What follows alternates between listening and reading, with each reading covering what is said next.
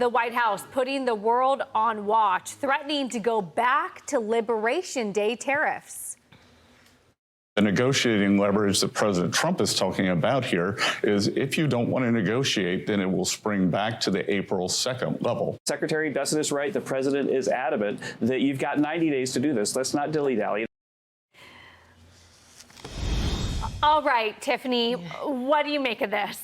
Well, this is really, this is something that no other administration has ever been able to do in our country. It's something that Democrat and Republicans have talked about a lot. They've talked about tariffs. They've talked about the need for setting the stage and showing leadership around the world. It's just no one's been able to do it. President Trump is doing it. And I mean, it's unprecedented what we are seeing. We have the UK, United Kingdom, and China coming to the table, talking about deals. We also have India, who's offering no tariffs. We have Vietnam, who's already offered no tariffs.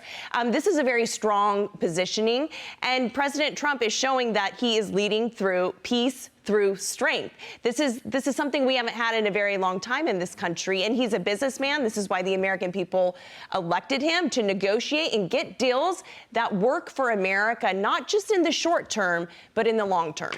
Jackie, the market trying to read the tea leaves. The Dow's up 0.3%. The S&P turns positive. The NASDAQ unchanged now on the day. So coming up off of some of the lows that we had this morning is I think people are trying to digest, is this a threat? Is it a negotiation tactic to get people to speed things along? How do you read this? I think they're trying to shepherd the ducks to come to the table a little faster, even though they've made great progress, Tiffany, to your point, for sure. And don't discount President Trump. I think he means it when he says, if you don't do what you're supposed to do, yes, I will re-implement these tariffs. I'm not saying that it's an idle threat.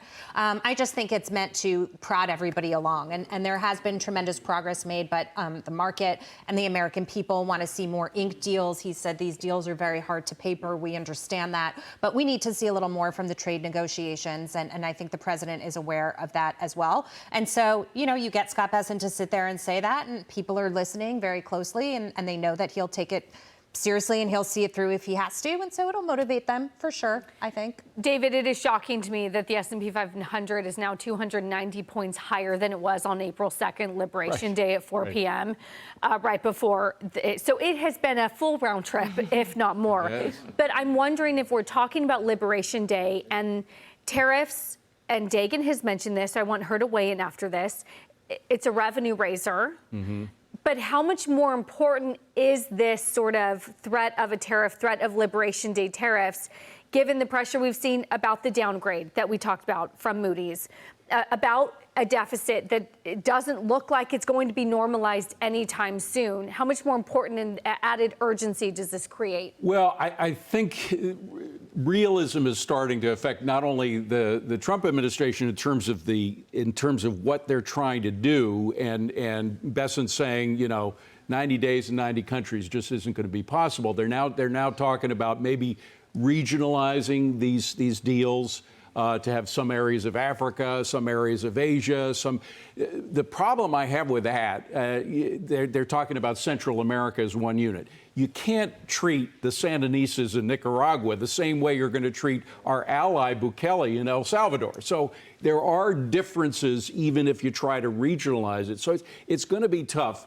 But again, the markets realize that first position, as Bessent said right at the beginning. Remember, he said this is the high water mark, right when we had Liberation Day in the beginning of April, and that was the high water mark. It may go up a little bit from where it is now, again on the way to deals. But I think the market is a lot calmer, and you see it with the results. I mean, as you mentioned, the market is now recovering from its deathly fear of tariffs. Dagan. And also, and I think all along, if you just listen closely to the things that are repeated over and over again, it's also that 10% is the baseline. Yes. And I have repeated myself until I am blue in the face. If only I would shut up. But revenue is important to the president, and from tariffs, and 10% will be on the table and will be in place to raise revenue, because President Trump views the United States as You're coming here and using us. We're a terrific customer, so you got to pay a cover charge to get into the club. And remember those days? Wow. As wackadoodle as that chart was that the president held up with the reciprocal tariffs, which weren't based on actual tariffs. Thank you, Peter Navarro. It still forced all of those nations to come and negotiate with us. It still was such a dramatic wake-up call for them that is what has kind of pushed everybody to pick up the phone or maybe text message with the White House and say, all right, let's right size our trading relationship. Let's level this trading field.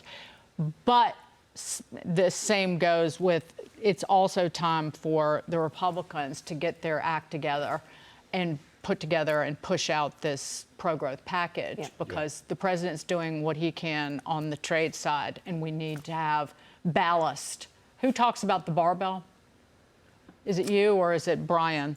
Anyway, we need some ballast, some growth ballast on the other side. Besson has talked about the barbell when he was like the financial and then the tech, and then we're missing the middle. I'm talking about the barbell with some pro-growth tax cuts. Yeah. So Tiffany, weigh in on that, right?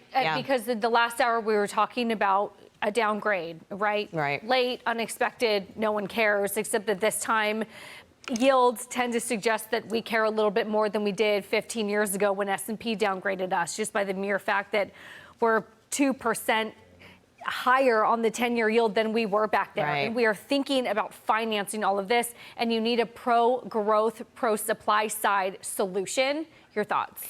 Yeah, look, it's a place, I mean, that's not a good place to be necessarily, but at the same time, we have to look at what the last 4 years were and what President Trump was handed.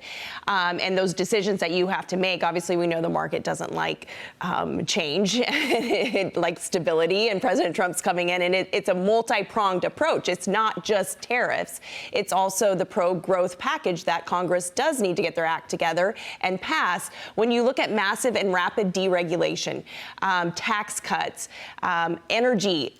No one really talks about the energy aspect either, but pro-energy package is in there as well, which is huge for the American consumer and the American worker.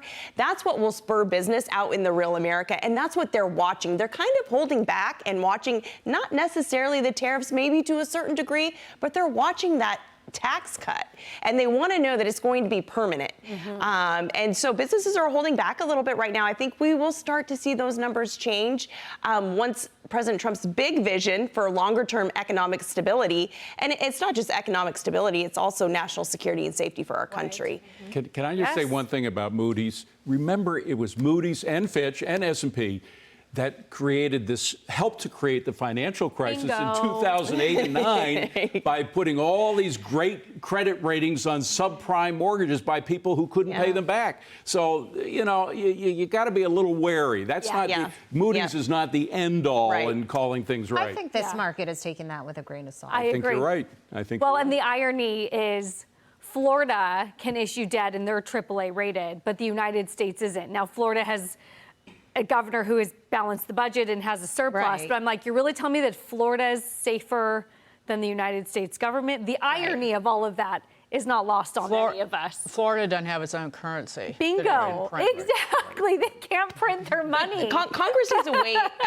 needs to rein in their spending, and this is their opportunity to show the American people if they can really deliver.